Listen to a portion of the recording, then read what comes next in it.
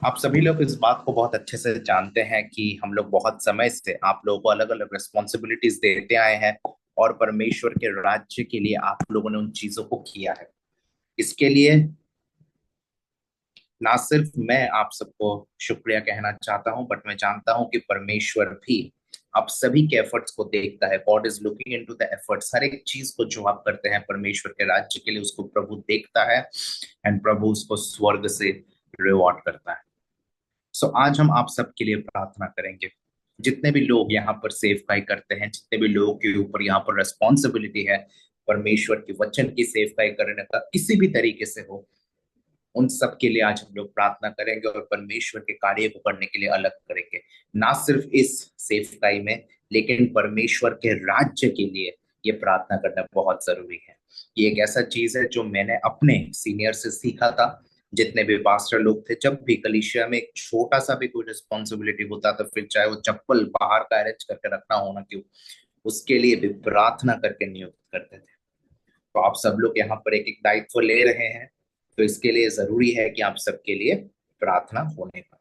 लेकिन उससे पहले हम लोग अपने इस सभा को शुरू करेंगे प्रार्थना के साथ। अपने स्पेशल एक्टिविटी में जाने से पहले हम लोग दुआ करके अपने सभा को शुरू करेंगे। तो मैं अनुरोध करना चाहूंगा, अगर अंकुश भैया प्रार्थना करके इस सभा को शुरू कर पाए।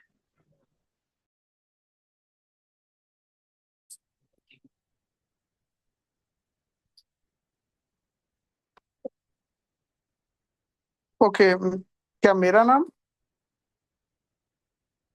जी, प्रार्थना करिए, सभा शुरू ओके। करें। आइए दुआ करें। खुदा यीशु मसीह नाते धन्यवाद देते हैं एक बार फिर से सुंदर समय के लिए यीशु मसीह जो आपने दिया। यीशु मसीह, आप यीशु मसीह आपने पूरे हफ्ते हमारी सुधी ली, हमारी सहायता करी और अच्छे वचनों से हमें भरा। और यीशु मसीह अपने ज्ञान बुद्धि और समझ की बातों से हमें यीशु मसीह अपने अनुग्रह से भरा। इसलिए आपका हृदय से धन्यवाद देते हैं। जबकि आज फिर हम एक बार फिर आपके वचनों के द्वारा हम सीखने का प्रयास करेंगे, तो यीशु मसीह हम आपसे विनती करते हैं, आप हमारी सुधि लीजिए, आप हमारी सहायता करिए। हमें कोई काबिलियत नहीं, ना हमें कोई लियाकत है यीशु मसीह, परंतु हम जो भी करते हैं यीशु मसीह वो आपको महिमा मिलने वाली होने पाए। आप यीशु मसीह हमारे जीवनों से आपको महिमा मिलने वाले होने पाए। हमारी स्तुति प्रशंसा और हमारी बातों और हमारी गवाहियों से यीशु मसीह आपको महिमा मिल रहा। हर एक व्यक्ति को आपके हाथों में सौंप दें जो भी इसमें पार्टिसिपेट करता है। चाहते हैं यीशु मसीह हम आपकी वचनों को और अच्छे से समझाने वाले होने पाए। यहाँ पर जुड़े हर एक परिवार को आपके लहू में लपेट देते हैं यीशु मसीह। जो चिंता में है, परेशानी में, जब वो यीशु मसीह यहाँ पर जुड़ते हैं तो यीशु मसीह शैतान उनके जीवनों से भागने वाला होने पाए। उनके जीवन में शांति और इत्मीनान आने वाले होने पाए। जब वो यहाँ बैठे तो उन्हें लगने वाला होने पाए कि हाँ, खुदा हमारे समीप बैठा हुआ है। चाहते हैं आप सुधि लीजिए, आप सहायता करें। अभी तक आपने संभाला, आगे भी संभाल करके हर बात में धन्यवाद देते हैं। विनती को प्रभु यीशु मसीह के मीठे और सुंदर नाम में मांगकर सुने और ग्रहण करें। आमीन। आमेन। Thank you. परमेश्वर का आशीष हमें मिल चुका है एंड हमारे प्रचार या प्रार्थना में आगे जाने से पहले हम लोग एक छोटा सा एक्टिविटी आज हम लोग करेंगे।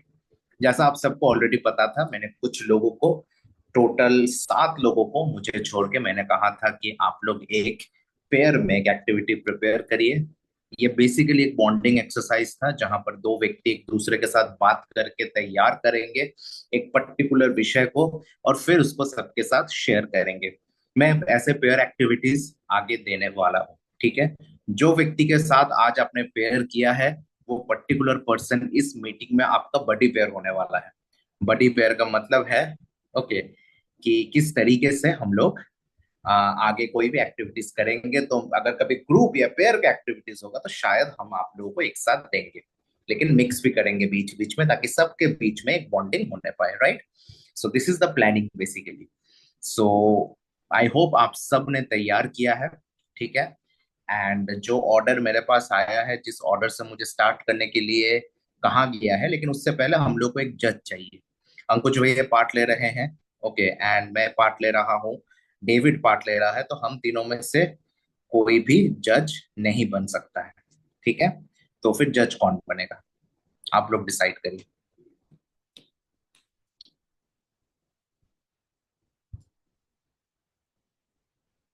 किसको बनाया जाए जज। हाँ भैया बोलिए। अरे मैं ही बन जाता। नहीं नहीं, आप पार्ट ले रहे हैं, चलिए शेखर अंकल आप जज है, ठीक है। तो शेखर अंकल आज हम लोग के जज होने वाले हैं। इसका मतलब है कि शेखर अंकल आज आज की इस मीटिंग में, सॉरी आज की इस एक्टिविटी में जज करने वाले हैं। शेखर अंकल आपको जिसका भी अच्छा लगेगा लास्ट में आप बोल दीजिएगा कि ये जो पेयर था, ये दोनों ने जो किया वो सबसे अच्छा था। मैं सभी को बता दूं कि सभी पेयर्स को एक एक घटना दिया गया है, उसको लेके वो लोग वार्तालाप करेंगे, तो बाइबल के चरित्र को रोल वो लोग प्ले करेंगे, ठीक है। तो आइए हम लोग स्टार्ट करते हैं। फाइन, जो पहला पेयर, जो फर्स्ट पेयर करने वाला है वो है सिस्टर महिमा मसीह और सिस्टर महिमा सोनकर, ठीक है। मैं यहां से आप दोनों को स्पॉटलाइट करूंगा जब भी आप लोग अपने वीडियोस को ऑन करेंगे, ठीक है। सो क्या आप दोनों तैयार हैं?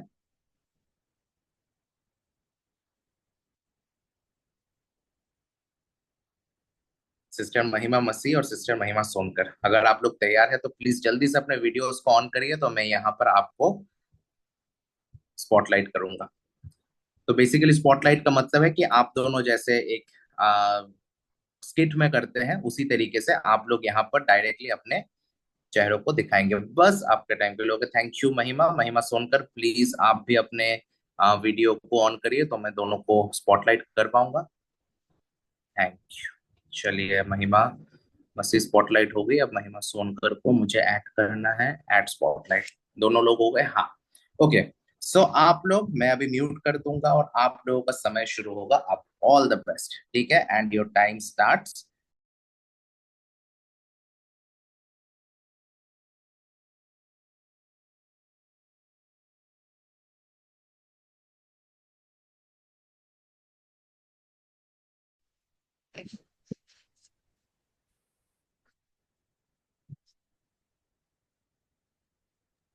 बोल सकते हैं आप लोग। जी भैया, 2 मिनट।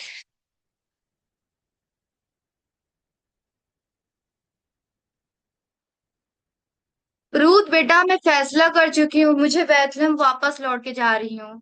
यहाँ कुछ नहीं बचा है मेरे लिए। तुम्हारे ससुर जी भी खत्म हो गए हैं और मेरे बच्चे भी। अब मैं नहीं सह सकती इन चीजों को। मम्मी जी मैं आपके बिना कैसे रहूंगी। आप अकेले कैसे जाएंगी। आप मत जाइए। नहीं बेटा, तू अभी जवान है, तेरा पूरा जीवन बाकी है। तू अपने माँ बाप के लिए माँ बाप के घर जा, वो तेरे लिए एक बेहतर जीवन दोबारा रखेंगे। उनकी शायद वो तेरी शादी दोबारा करा दे। मैं तो तेरे लिए सिर्फ एक बोझ हूँ।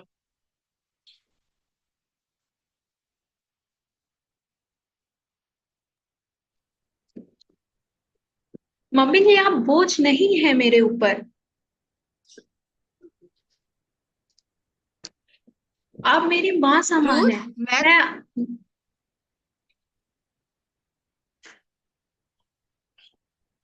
मम्मी जी आप बोझ रूथ नहीं है मेरे। रूथ, मैं तुझे रोकती नहीं है। देख, ओरपच वापस चली गए। वो समझदार है, उसने अपने भविष्य के लिए सोचा है। मैं चाहती हूँ तू भी जा, तू भी अपने भविष्य के लिए सोच। मुझसे ये मत कहिए कि मैं छोड़कर चली जाऊं। जहां आप जाएंगी मैं वहीं रह लूंगी। जो आपके लोग होंगे वो मेरे लोग होंगे। जो आपका ईश्वर होगा वो मेरा ईश्वर होगा। पर बेटा, तू मेरे साथ क्यों जुड़ना चाहती है? तुझे मुझसे क्या चाहिए? मैं तो ठुकराई हुई व्यक्ति हूँ।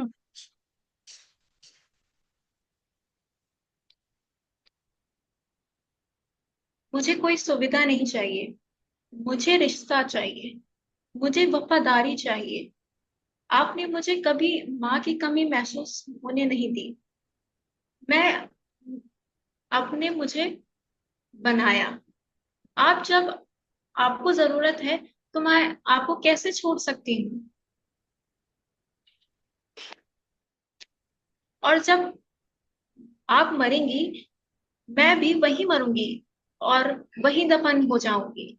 मुझे आपके साथ रहना है। आप आपके ईश्वर के साथ रहना है। मुझे लगता है मेरा बुलावर ये वही है।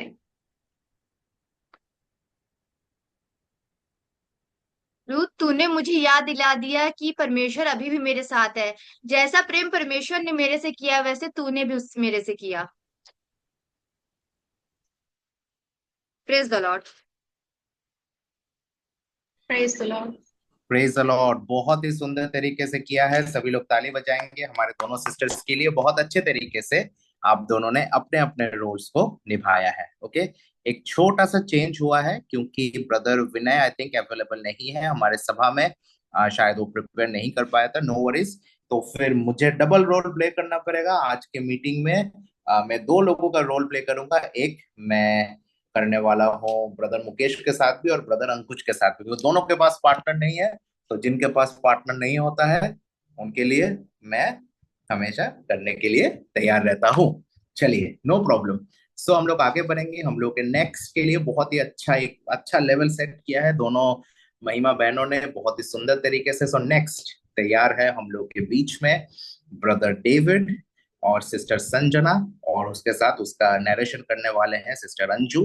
तो बेसिकली यहाँ पर क्या होने वाला है कि यहाँ दो व्यक्ति है जो उराव पुत्र के कहानी को, अगर मैं गलत नहीं हूं तो उराव पुत्र के कहानी को दिखाने वाले हैं यूनिक स्टाइल में अपने तरीके से।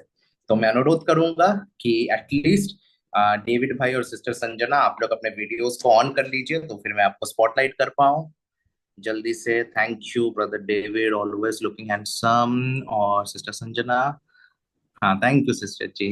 ओके, चलिए। Praise the Lord, praise the Lord. Okay, Anju से पूछ लीजिए आप ही लोग, आप ही का टीम का है कि वो तैयार है कि नहीं, और उसके बाद फिर Yeah, I'm ready. Okay. Okay चलिए, तो फिर आप लोग स्टार्ट कर सकते। तो मैं स्टार्ट करूं या ब्रदर डेविड स्टार्ट करेंगे? ये नैरेटर तो ऑब्वियसली नैरेटर को ही पहले थोड़ा देना पड़ेगा, तो या ओके, प्रेज द लॉर्ड सभी को।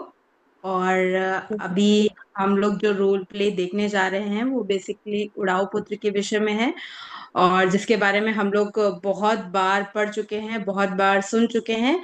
लेकिन ये आज हम नई तरीके से इसको रिप्रेजेंट करने जा रहे हैं। कुछ चीजों को मतलब पिता नहीं अवेलेबल था तो माता हमारे साथ है, और जो भी चीजें हैं मिल मिला करके हर एक चीज परमेश्वर की महिमा के लिए। तो हम सीन 1 से स्टार्ट करेंगे। जो पहला सीन है वो घर पर।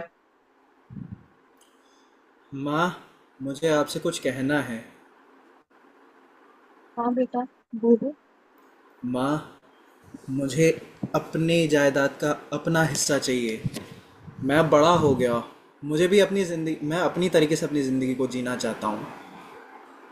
बेटा, ऐसे में क्या मतलब जरूरत है तुम्हें? तुम यहाँ भी रह के अपनी जिंदगी अपने हिसाब से जी सकते हो। अरे माँ, आप समझ नहीं रही हो, मुझे अपनी ज़िंदगी अपने तरीके से जीनी है।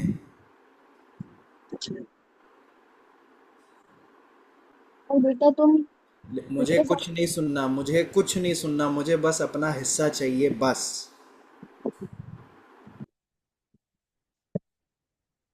बेटा ऐसा तो तुम तो जिद कर रहे हो। तुम मेरे साथ रह के भी अपनी जिंदगी अपने तरीके से जी सकते हो। जो काम तुम्हें करना है वो तुम कर सकते हो।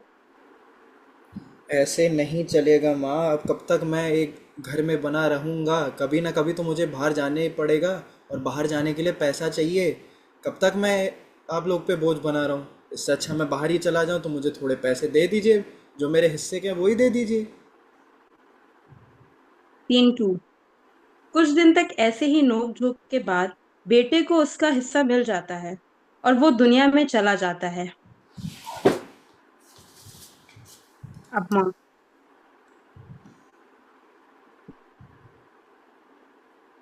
पता नहीं मेरा बेटा कहाँ होगा, कैसा होगा, कुछ उसने खाया भी होगा या नहीं, अपना ख्याल रखता भी होगा या नहीं। ये कहीं से मुझे उसकी बड़ा चिंता होती है। आप ही दया करिए परमेश्वर। पाटे।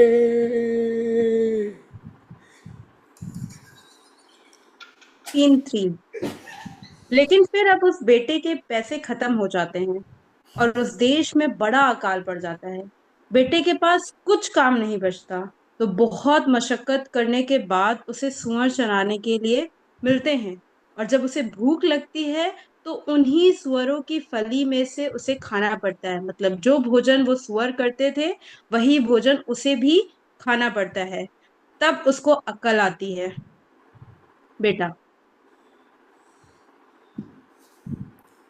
कहाँ मेरी माँ के घर में नौकरों को इतना बढ़िया खाना मिलता होगा, और कहाँ मुझे सुअरों को खाना भी नसीब नहीं हो रहा है। मैं बेवकूफ़ हूँ जो यहाँ आया। अब मैं काम करूँगा, अपनी माँ के घर जाऊँगा, उनसे माफ़ी मांगूंगा। शायद शायद वो मुझे वापस अपने घर ले ले। लेकिन मैंने तो उनके साथ ऐसा बर्ताव किया, वो मुझसे नाराज़ होंगी। लेकिन मुझे जाना होगा, और कोई रास्ता भी तो नहीं है। 3-4। घर के बाहर किसी ने माँ को बताया कि बेटा वापस आ रहा है। जब बेटा दूर ही था तब वो दौड़ के गई और अपने बेटे को जोर से गले लगा लिया। बेटा कीचड़ में लटपट था, बाल बिखरे थे, कपड़े फटे हुए थे, कमजोरी के मारे आंखें बाहर सी आ गई थी, लेकिन माँ तब भी उसको गले लगाती है। बेटा, माँ, मुझे माफ़ कर दो। मैंने आपका कहा नहीं माना।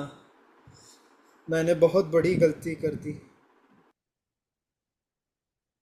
सुनो, सब झट से मेरे बेटे के लिए एक सुंदर सा वस्त्र लेकर आओ, उसके पाँव में जूती पहनाओ, उसके हाथों में अंगूठियां पहनाओ, और आज हम सब लोग मिलकर जश्न मनाएंगे। मेरा बेटा वापस आ गया है घर। परमेश्वर को धन्यवाद देंगे। आज बहुत आनंद का दिन है। लेकिन माँ, मैंने तो सारा धन बर्बाद कर दिया। आप मुझे इतना प्यार क्यों कर रही हो? मैं तो उस लायक भी नहीं हूँ। बेटा, तुम्हें लायक तुम्हारे काम नहीं, मेरा प्यार बनाता है। और जब तुम यहाँ आ गए हो मेरे पास, तो तुमने अपना जो चीजें दिखाई हैं, मेरे प्यार से तुम उस लायक हो। वापस आके ही तुमने मेरे प्यार को कमा लिया है। चलो अब घर चलो।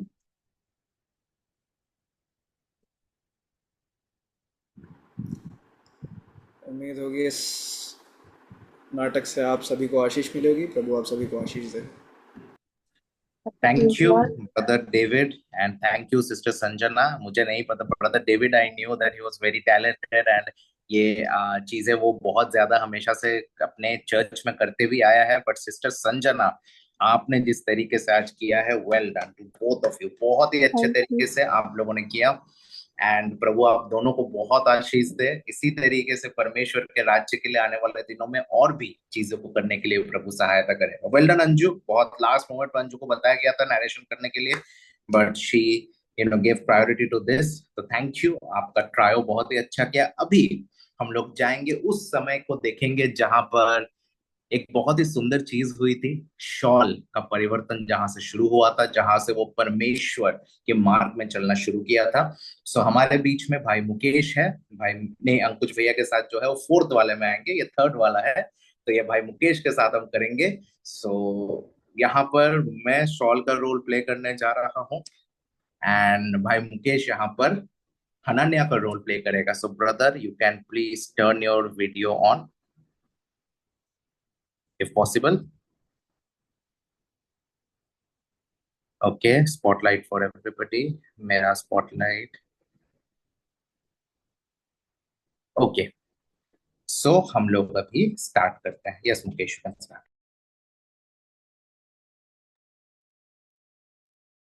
शाऊल मेरे भाई, प्रभु यीशु जो तुम्हें यहाँ आते हुए मार्ग में दिखाई दिए थे, उन्होंने मुझे भेजा है ताकि तुम अपनी दृष्टि वापस पा सको और पवित्र आत्मा से भर जाओ। मैं मैं अब देख पा रहा हूँ। मैं सब चीजों को इस समय देख पा रहा हूँ। बहुत समय से मैं अपनी आंखों से कुछ भी नहीं देख पा रहा था ब्रदर अनन्या, लेकिन इस समय मैं अपनी आंखों के सामने सारी चीजों को फिर से देख पा रहा हूँ। क्या हो रहा है मेरे साथ? परमेश्वर की स्तुति हो। मुझे बताओ मेरे भाई, यह कैसे हुआ? दमिश्क के रास्ते में तुम्हारे साथ क्या हुआ?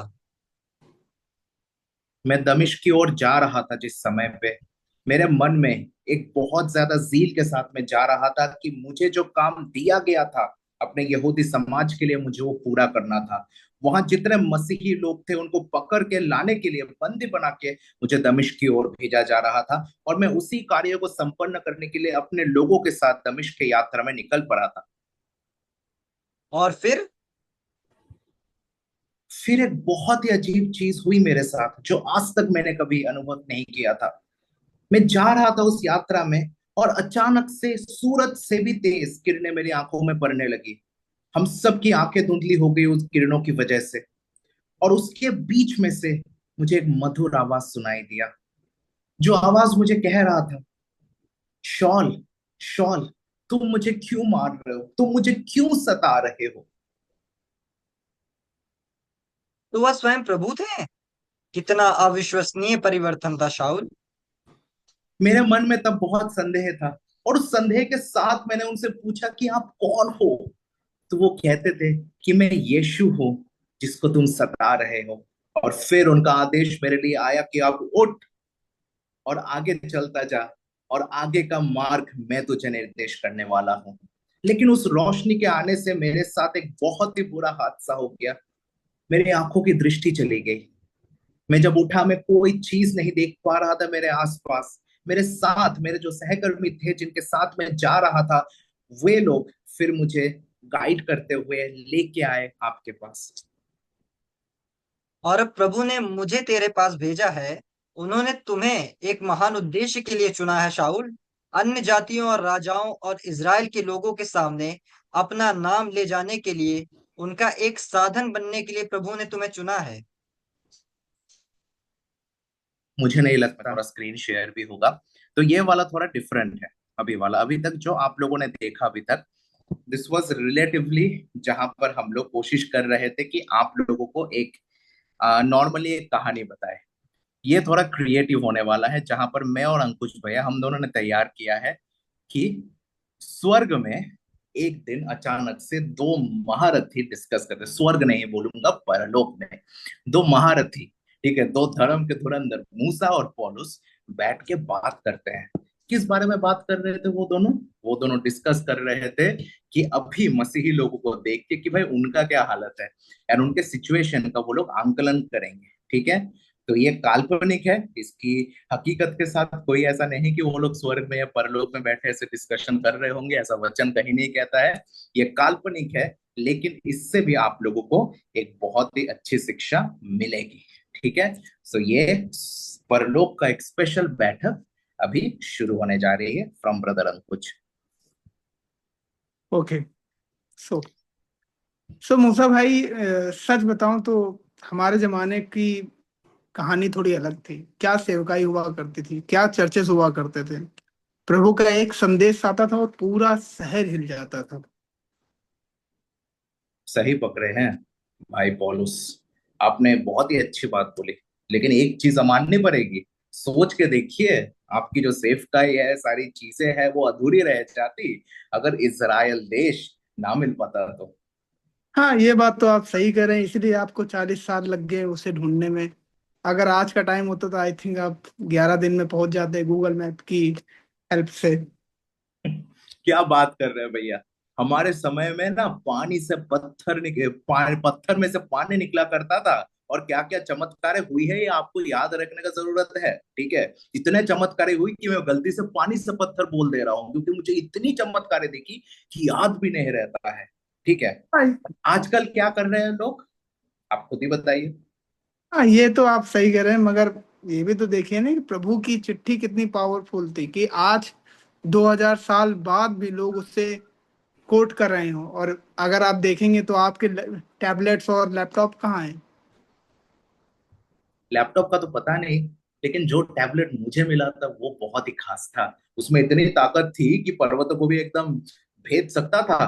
ठीक है, मेरे नाम का तो मूवी भी निकला है, यूट्यूब में देख लीजिए जाके 10 कमांडमेंट्स, फिर बात करिए आगे मेरे साथ। छोड़िए ये सब, चलिए थोड़ा नीचे देख लेते हैं, नीचे क्या हिसाब चल रहा है।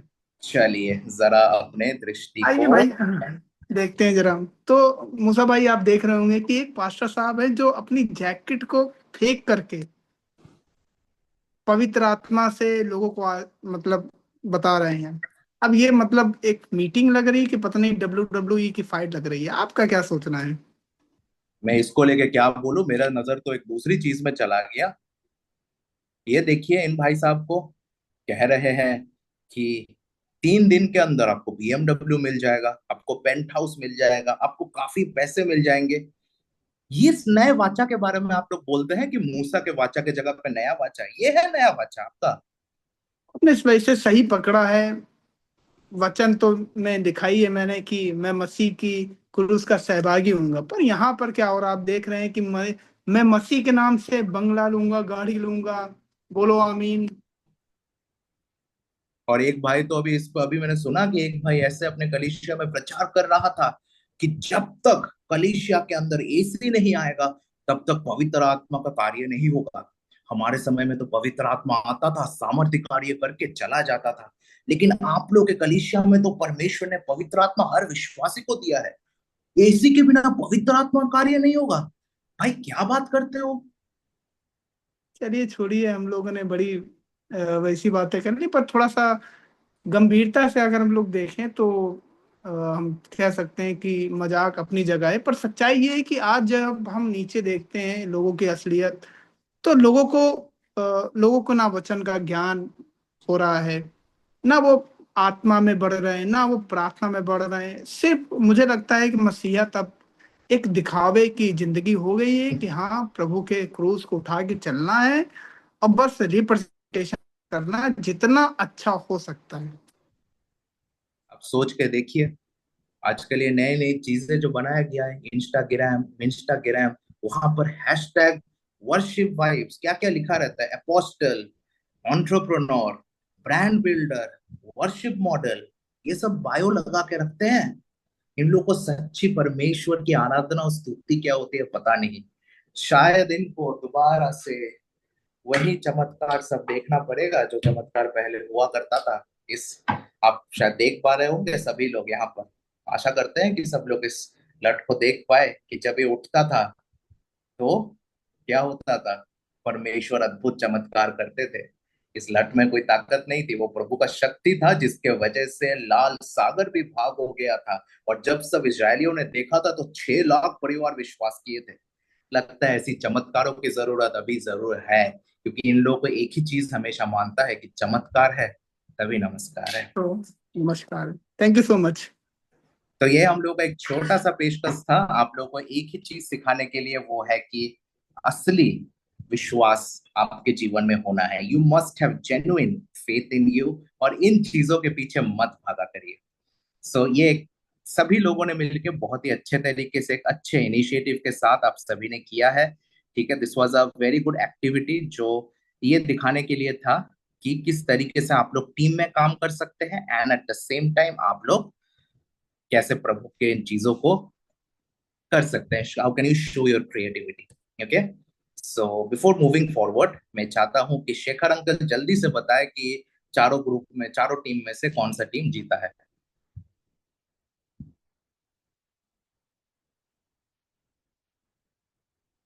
जय मसीह की। जय मसीह की।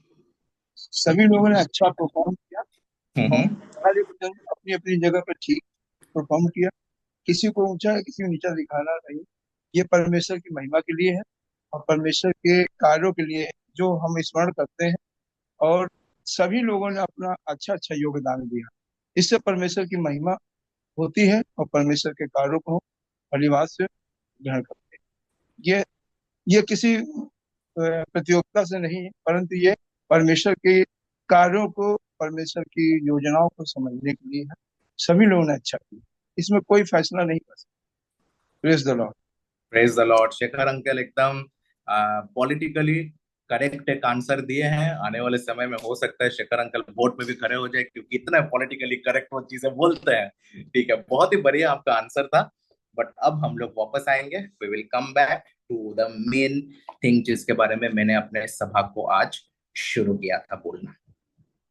मैं एक और बार प्रभु यीशु मसीह के नाम से आप सभी को यहाँ स्वागत करता हूँ, and we will move forward with the special ordination service. यहाँ पर कोई ऐसा गीत नहीं होगा, कोई यहाँ पर फिजिकली आपके सर में हाथ रख के प्रार्थना नहीं करेंगे जो जनरली हमारे कलीसियाओं में होता है। मैं सबसे पहले अपनी एक छोटी सी गवाही से शुरू करना चाहूंगा। ये एक परमेश्वर का बुलाहट है जो मेरे ऊपर आया था, और मेरे ऊपर एक प्रभु के दास ने भविष्यवाणी किया था।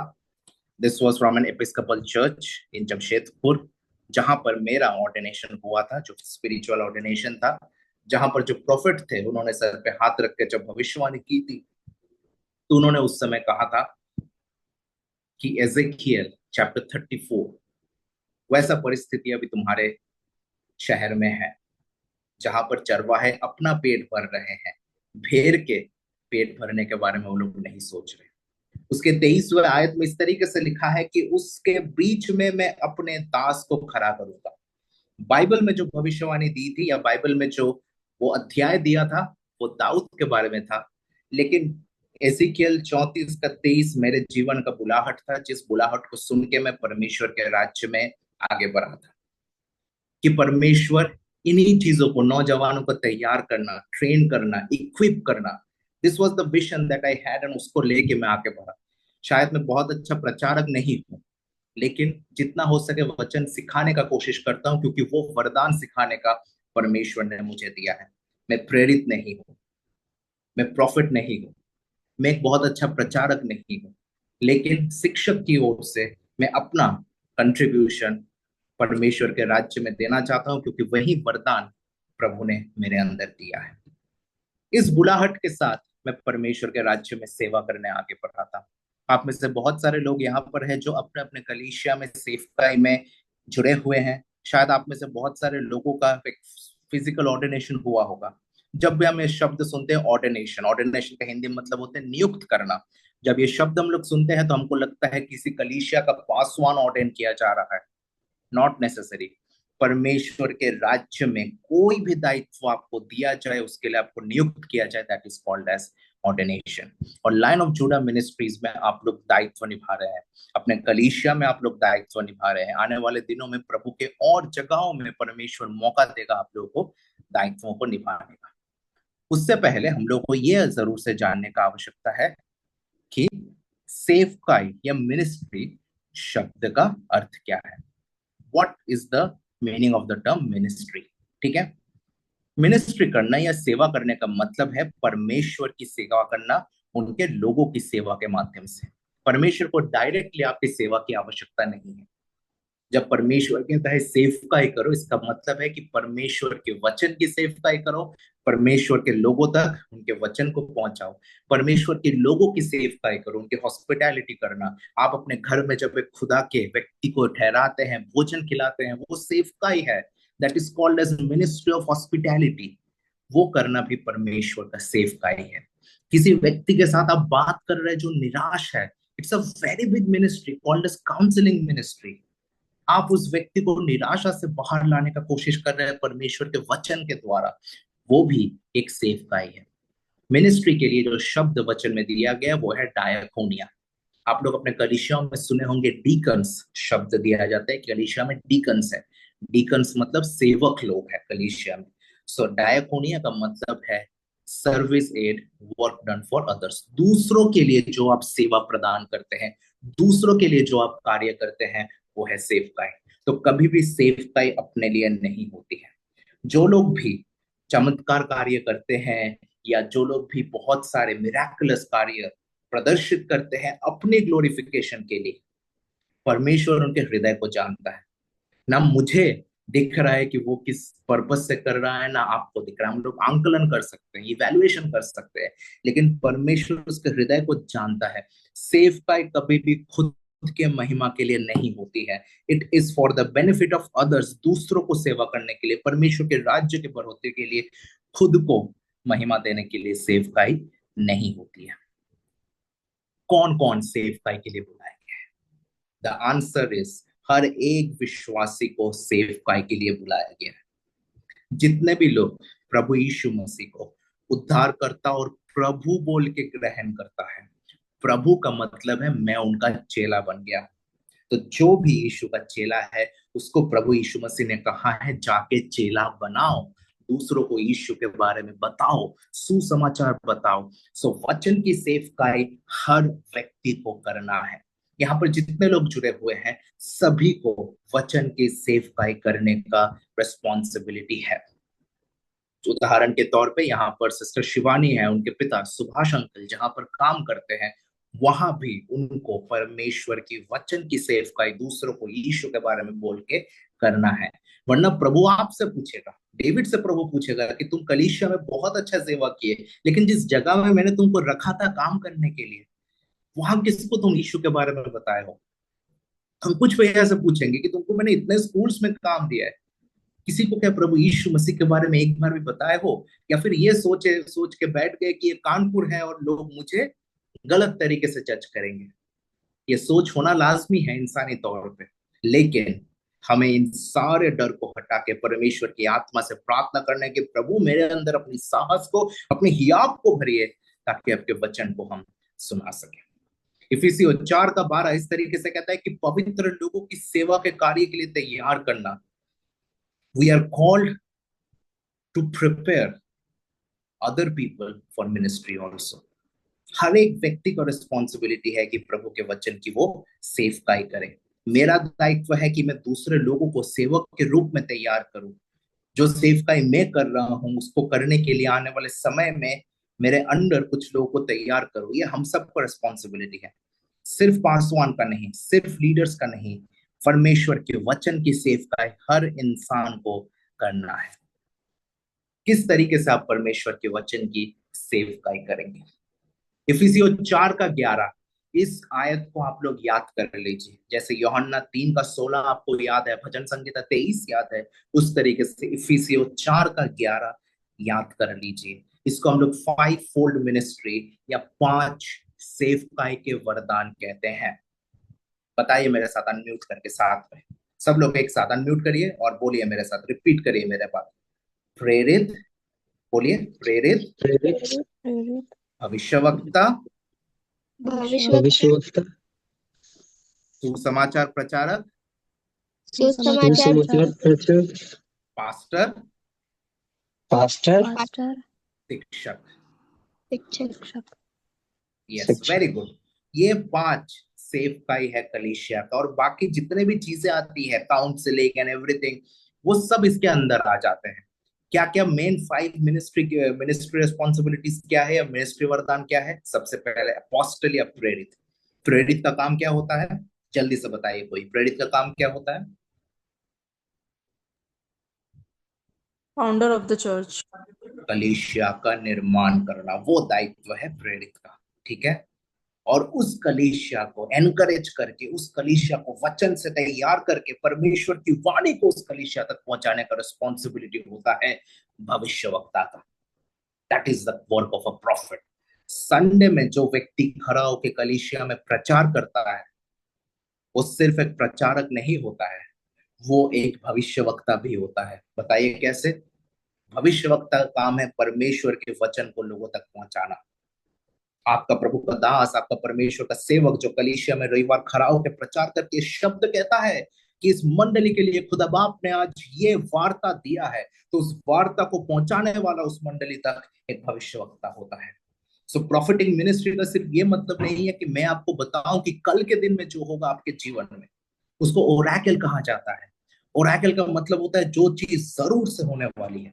आज से 3 दिन बाद सो एंड सो व्यक्ति के साथ ऐसा ऐसा घटना होने वाला है, that is an Oracle. Prophecy का मतलब होता है अगर तुम परमेश्वर के इन वचनों को सुनोगे, अपने जीवन में इस आयत के हिसाब से चलोगे, तो तुम्हारे जीवन में परमेश्वर ऐसा कार्य करेगा। और अगर नहीं चलोगे तो तुम्हारे जीवन में यह सतर्क वार्ता आने वाला है। ऐसी बातों को करना, परमेश्वर की बात को मंडली तक पहुंचाना, अपने लोगों तक पहुंचाना, ये काम होता है एक भविष्यवक्ता का, द मैसेंजर ऑफ गॉड। तीसरा, इवेंजलिस्ट, सुसमाचार को प्रचार करना। ये हर व्यक्ति का रिस्पॉन्सिबिलिटी होना चाहिए, बट कुछ व्यक्ति लोगों को खास करके इस दायित्व को करने के लिए रखा गया है। One of the great evangelist परमेश्वर के वचन का था पतरस। पतरस के एक प्रचार की वजह से 3000 लोग बपतिस्मा लिए थे, 3000 पीपल। आज भी आप लोग देखेंगे बहुत सारे लोग ओपन एयर में जाके माइक लेके प्रचार करते हैं। आप कहते हैं कि यूपी में होता नहीं है, बट मैं ऐसे लोगों को जानता हूँ जो बहुत सारे जगह में, मुरादाबाद में और भी बहुत सारे जगह में जाके स्ट्रीट इवेंजलिज्म करता है।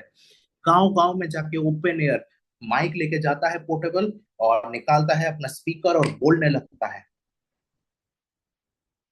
परमेश्वर के सुसमाचार को बिना डरे। पर मैं ऐसा नहीं कह रहा हूं कि आप लोग कल ही जाके ऐसा शुरू कर दीजिए। प्रार्थना करके ये सारी चीजें होती है। This is the gift of evangelism. चौथा, चरवाहा, शेपर्ड। वो कलीसिया का, हम लोग कहते हैं कि लीडर होता है जनरली पास्टर। पास्टर कलीसिया के हर डिसीजन लेता है। द पॉइंट आंसर इज, कलीसिया का हर निर्णय परमेश्वर को लेना चाहिए। परमेश्वर के वचन के अनुसार कलीसिया का निर्णय होना चाहिए। God is the great shepherd. परमेश्वर है मुख्य चरवाहा। मुख्य चरवाहा के अधीन में कुछ लोगों को रखा गया है छोटे छोटे चरवाहा के झुंड को संभालने के लिए, सॉरी, छोटे छोटे भेड़ के झुंड को संभालने के लिए। उन छोटे छोटे भेड़ के झुंड के जो रखवाला होता है उसको पास्टर या चरवाहा कहा जाता है। सो चरवाहा का काम क्या है? अपने भेड़ की रक्षा करना। तो अगर कोई पास्टर कहता है कि तुम इस चीज को अपने जीवन में मत करो, तो प्लीज उसको सुनिएगा, क्योंकि वो पास्टर, वो चरवाहा जानता है कि अगर आप कोई गलत कार्य को अपने जीवन में करते रहोगे तो कितना बुरा परिस्थिति में आप फंसोगे। It is okay for a pastor to be insecure, क्योंकि उसको डर रहता है कि उसके कलीसिया के लोगों को कोई भेड़िया आपके नाश करके ना चला जाए। You should always be careful. एक चरवाहा के अंदर क्या क्या वरदान होता है? काउंसलिंग का वरदान होता है, डिसर्नमेंट, सही और गलत आत्मा के परख का वरदान होता है एक पास्टर के अंदर। इन सारे वरदानों को इस्तेमाल करके वो कलीसिया में क्या करता है? शेपर्डिंग के काम को करता है। पांचवा, शिक्षक, टीचर, वचन सिखाने वाला, वचन की गहरी बातों को सिखाने वाला। इसके बारे में आप सभी लोग जानते हैं। आप सभी को प्रार्थना करने का आवश्यकता है। हर मसीही को अगर परमेश्वर ने कलीसिया में रखा है, किसी भी कलीसिया में, किसी भी सेवकाई में, इन पांचों में से एक वरदान, मिनिस्ट्री का वरदान जरूर से प्रभु देगा। अब उस वरदान को करने के लिए अलग अलग वरदान मिल सकता है।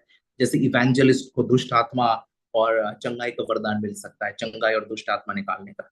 कारण क्या है? वो लोग अलग अलग जगह जाता है। कोई व्यक्ति बोल सकता है मेरे लिए दुआ करो, तो जब आप उसके लिए प्रार्थना करेंगे तो आपके अंदर अगर वो वरदान है तो परमेश्वर का कार्य वहां पर होने वाला है। So these are ministry gifts. ये मिनिस्ट्री वरदान इस मीटिंग में हर इंसान के अंदर कोई ना कोई है। अगर नहीं होता तो अभी तक आप मर चुके होते और परमेश्वर में सो रहे हैं बोल के हम आपको संबोधित करते। अगर आप जिंदा हैं, इसका मतलब कि परमेश्वर के राज्य में इन पांचों में से कोई एक कार्य करने के लिए आप है। या तो आप कलीसिया का निर्माण करेंगे, या तो आप कलीसिया को परमेश्वर की ओर से कोई मैसेज देंगे, कोई एक व्यक्ति को भी हो सकता है वो मैसेज, या तो आप परमेश्वर के सुसमाचार को बहुत जगह फैलाएंगे, या तो किसी कलीसिया का चरवाहा बन के, चरवाहा की पत्नी बन के। The wife of a pastor is kind of like a pastor only, क्योंकि वही रिस्पॉन्सिबिलिटी निभाना होता है। नहीं तो शिक्षक बन के आप प्रभु की सेवकाई को जरूर प्रदान करेंगे। एक इंसान के अंदर एकाधिक वरदान भी हो सकता है, ये भी आई थिंक आप लोग समझते हैं। बट आपको प्रार्थना करना है कि इन पांचों के में से कौन से चीज के लिए परमेश्वर ने रखा है। एक बात मैं आपको कह दूं, ठीक है, this is specifically for the worship leaders. यहाँ पर बाइबल में वर्शिप लीडिंग बोल के कोई स्पेसिफिक वरदान हमें दिखता नहीं है मिनिस्ट्री गिफ्ट में, लेकिन आज के कलीसिया में it is a gift, it is definitely a gift. वो एक टैलेंट है जो परमेश्वर के राज्य के बढ़ोतरी के लिए हो रहा है। बाइबल में नहीं दिखता है, इसका मतलब ये नहीं कि वो एग्जिस्ट नहीं करता है।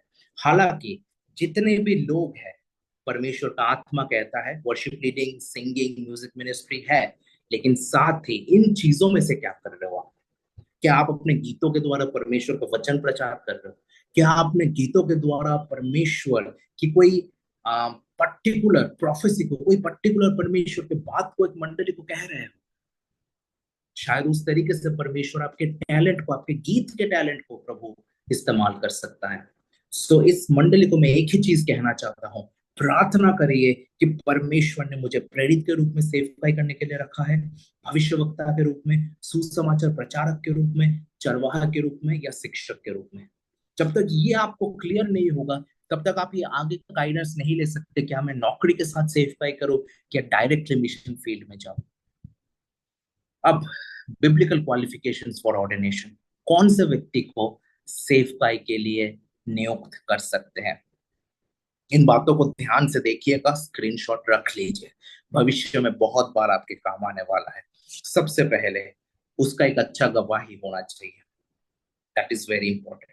कलीसिया में एक वेश्या भी अलाउड है, कलीसिया में एक क्या बोलते हैं उसको, धर्षण जो करता है स्त्रियों को, वैसा आदमी भी कलीसिया में अलाउड है। मैं मुंह खोल के कह रहा हूँ, कलीसिया में एक डकैत भी अलाउड है।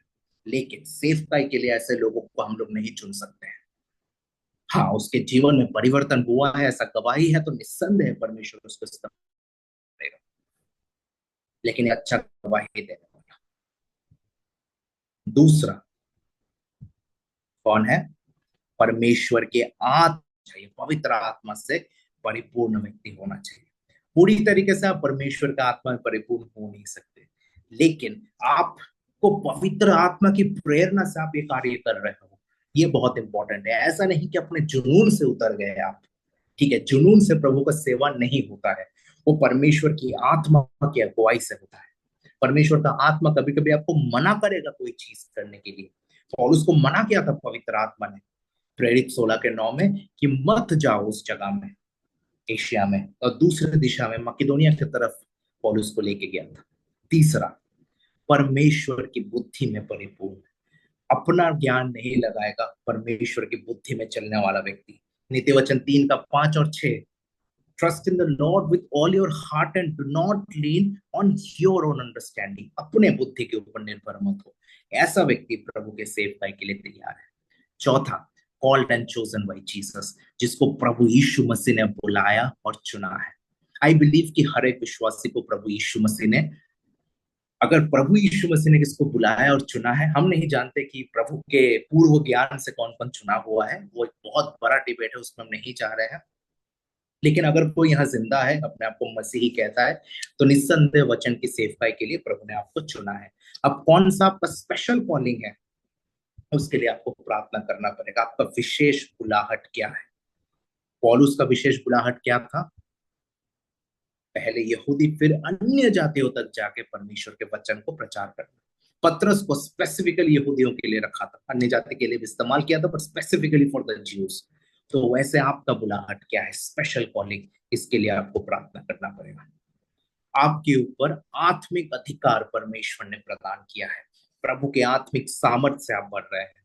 ये चीजें मैं कहाँ से बोल रहा हूँ भाई, तो ये कहीं लिख लीजिए आप लोग, मैंने आयतें यहाँ पर नहीं दी है, ये सारी बातें लिखी है आपका मत्ती के 10वें अध्याय में, लूका के 10वें अध्याय में, और प्रेरितों का कार्य के 6ठे अध्याय में। प्रेरित 6, मत्ती का 10 और लूका के 10, ये तीनों अध्याय को लेके ये सारे के सारे पॉइंट्स बनाए गए हैं। ठीक है, ये बात मैं आपको क्लैरिफाई कर दूं। ओके, उसके बाद willing to go without material gain, आप सांसारिक लाभ की इच्छा को नहीं रखेंगे। मत्ती 10 में आपको याद होगा, यीशु मसीह कहता है कुछ भी चीज अपने साथ मत लेके जाओ।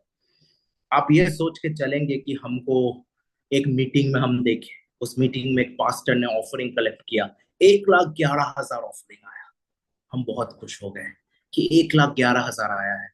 जिस काम के लिए ऑफरिंग लिया था उसके लिए 80,000 देंगे, 31,000 हम अपना रख लेंगे।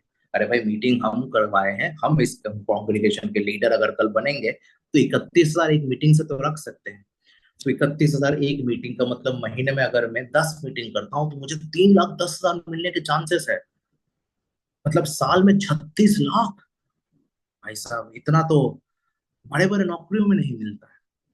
ये सोच के साथ अगर आप परमेश्वर के राज्य में आए तो आप खत्म हो जाएंगे, प्रभु का सेवा आप आगे नहीं कर पाएंगे।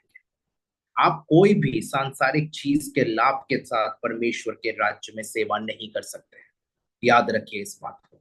स्पेशली जिन लोगों को मिशनरी कॉलिंग है, मैं आपसे कहना चाहता हूं, जिसको मिशनरी कॉलिंग है, मिशनरी कॉलिंग मतलब जो सोच रहे हैं कि अपना नौकरी को छोड़ के मैं पूरी तरीके से परमेश्वर की सेवा में नॉलिन रहूंगा, ऐसे जो व्यक्ति हैं उनको मैं ये शब्द कहना चाहता हूं, ध्यान से सुनिएगा। अपने जीवन में कोई बैकअप लेके मत चलिए। हम लोग एक बात कहते हैं कि यीशु मसीह जब खत्म हो, मतलब क्रूसित हुआ, उसके बाद 3 दिनों तक जब प्रभु यीशु मसीह कब्र में थे, पतरस थोड़ा ही समय इंतजार किया, क्रूसित होने के अगले ही दिन अर्ली मॉर्निंग अपना नाव निकाल के वो मछली पकड़ने गया। सो ऐसा कहा जाता है केरला में कि पतरस अपना बैकअप रखा था, वो अपना नाव को रखा था। उसको लगा था कि जिस दिन प्रभु यीशु मसीह को कुछ हो गया या फिर मैं उनके पीछे नहीं चल पाया तो मैं वापस आके नाव लेके जाऊंगा। ऐसे बैकअप प्लान लेके मत चला करिए, ठीक है? अगर आप परमेश्वर के मिशनरी कॉलिंग के लिए है तो फिर डोंट वेट फॉर बैकअप कि अगर ये ट्राई मार के देखता हूँ, अगर नहीं होता है तो मेरे पास रखा है ग्रेजुएशन का सर्टिफिकेट, मैं नौकरी ले लूंगा। ऐसे प्रभु की बुलाहट नहीं होती है। अगर परमेश्वर बुलाया है तो you have to walk by faith. आपको ये सोचना नहीं है कि कल के दिन मुझे कैसे मेरे घर में भोजन आने वाला है, वो खुदा करने वाला है। So don't go for backups. इस तरीके से परमेश्वर के राज्य का प्रचार आपको करना पड़ेगा। आपका प्रचार खुद के वर्चस्व के बारे में नहीं, ईश्वर के राज्य के वर्चस्व के बारे में आपको प्रचार करना पड़ेगा। साथ ही निस्संदेह आपके द्वारा बहुत सारे चमत्कार होंगे, चंगाइयां होंगी, दुष्ट आत्माओं को आप निकालेंगे, लेकिन उसके लिए आपको प्रार्थना करके अपने आप को तैयार करना पड़ेगा। क्या पवित्र आत्मा ने आपको वरदान दिया है चंगाई का? क्या पवित्र आत्मा ने आपको दुष्ट आत्मा के ऊपर अधिकार दिया है, या कुछ और आपका वरदान है? हम सब लोग पेंटेकोस्टल बिलीवर्स हैं। हम सब लोग उस कलीसिया के डिजाइन पे चलते हैं जो पहले शताब्दी में इस धरती में रहा था, जिसका नींव प्रेरितों ने रखा था। और उस कलीसिया के दर्शन के अनुसार आप अपने बुलाहट के अनुसार सेवकाई करेंगे। आपको क्या वरदान मिला है, इसके लिए आपको प्रार्थना करना पड़ेगा। हाँ, आप पवित्र आत्मा के वरदान के डिजायर रख सकते हो। आप प्रार्थना कर सकते हो प्रभु के सामने कि प्रभु मुझे चंगाई का वरदान दीजिए। इच्छा प्रभु का है, लेकिन प्रार्थना आप कर सकते हो। So know your spiritual gifts. आपको एक सरल और संतोष भरी जीवन जीना पड़ेगा। किसी दिन ऐसा होगा कि आपको ताज में रहने का मौका मिलेगा। किसी दिन ऐसा होगा कि लुधियाना में किसी एक खटिया में आप लेटे हैं घर के बाहर, जहां आपने सेवकाई किया। हर परिस्थिति के लिए आपको तैयार रहना पड़ेगा। कुछ रातें आपको ट्रेन रेलवे स्टेशन की बेंचेस में या नीचे बैठ के बितानी पड़ेंगी, तो कुछ रातों में परमेश्वर आपको विदेश में बहुत ही मलमल के एक बहुत ही अच्छे बिस्तर में आपको लेटने का मौका देगा। In every situation be satisfied. मैं प्रॉस्पेरिटी प्रचार नहीं कर रहा हूँ, मैं जीवन की हकीकत बोल रहा हूँ। ये सारी चीजें ऐसी है जो मेरे साथ में अपने जीवन में देख चुका हूँ, और इसीलिए मैं आपको ये बात आज कहवा रहा हूँ। आपको हमेशा तारना के लिए तैयार रहना पड़ेगा।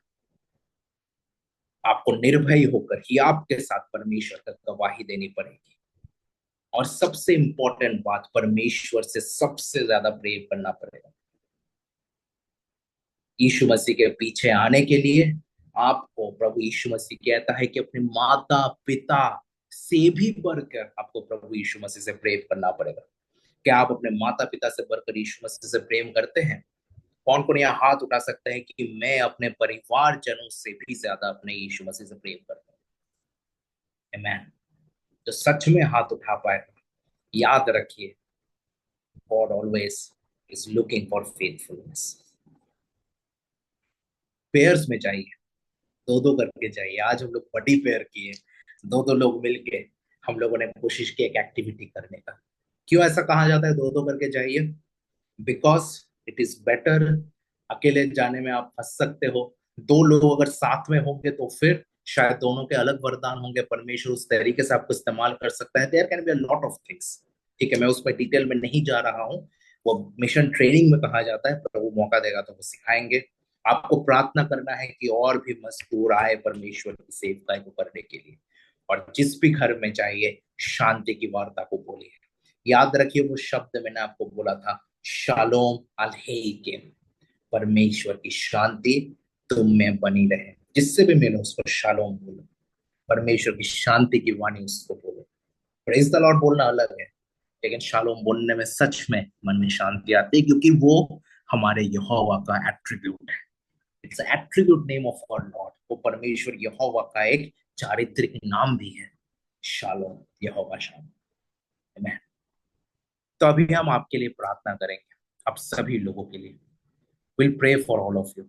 जितने भी लोग यहाँ पर हैं, सबके लिए हम लोग प्रार्थना करने जा रहे हैं। यहाँ पर मैं आप लोगों को रिमाइंडर दे दूं कि लाइन ऑफ जुडा डिजिटल मिनिस्ट्रीज जो है, ये कलीसिया के साथ चलता है। कलीसिया के ऑल्टरनेटिव नहीं है लाइन ऑफ जुडा डिजिटल मिनिस्ट्रीज। आपको अपनी सेवा पहले कलीसिया को देनी पड़ेगी, वहां पर भी आपको विश्वास योग्य रहना है। उसके बाद यहाँ पर we are not an alternative to church, we are equipping the members of church, that is our vision. इस बात को याद रखिए। और इसीलिए जितना आप लोग रिस्पॉन्सिबिलिटी के साथ यहाँ अपने कार्य को करते हैं, उतना ही वरन उससे ज्यादा रिस्पॉन्सिबिलिटी आपको कलीसिया में शो करनी पड़ेगी। अभी भी यहाँ पर कोई है जो फिजिकल कलीसिया नहीं जाता है, तो फिर कोशिश करिए कि अब से जाना शुरू करें। बहुत दिन बैठ लिए, अब फिजिकल कलीसिया जाने का समय आ चुका है, तो आप लोग जाना शुरू करिए।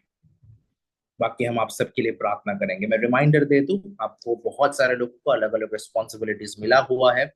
यहाँ पर हमारे एल्डर्स के लिए हम लोग सबसे पहले प्रार्थना करेंगे, जो कि है शांति आंटी, शेखर अंकल, राज मामा, राकेश मामा भी आज जुड़े हुए हैं, संजना सिस्टर, ये सारे के सारे जो एल्डर्स यहाँ पर है, गायत्री आंटी, उनके हस्बैंड, सारे एल्डर्स के लिए हम लोग एक शब्द हम लोग इस समय प्रार्थना करेंगे। आई ऑल्सो इंक्लूड महिमा के पेरेंट्स, महिमा सोनकर के पेरेंट्स, ब्रदर डेविड के parents as are elders too, क्योंकि वो लोग मसीह में सीनियर्स हैं। ऑब्वियसली आप सभी को बहुत अच्छे गाइडेंस कलीसिया में देते हैं। So will pray for all the elders first.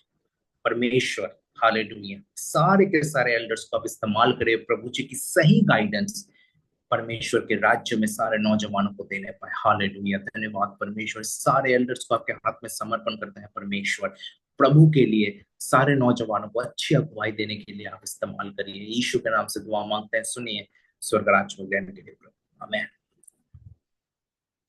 आप में से हर इंसान को अलग अलग रिस्पॉन्सिबिलिटी दिया गया है। डिजिटल टीम में ब्रदर डेविड है, अंकुश भैया है, ब्रदर मुकेश है, मैं इंडिविजुअल काम बाद में बोलूंगा, एंड साथ ही सिस्टर महिमा सोनकर है जो कि डिजिटल टीम में, ये 4 लोग हैं। साथ ही डिजिटल इवेंजलिज्म करने में, शेयर करने में सिस्टर महिमा मसीह है, अंजू है, ठीक है, लोगों को परमेश्वर के बारे में बताने के लिए ये लोग हैं। तो फ्रंट लाइन जितने भी लोग करते हैं, साथ ही ब्रदर विनय है जो कि डिजिटल टीम का पार्ट है।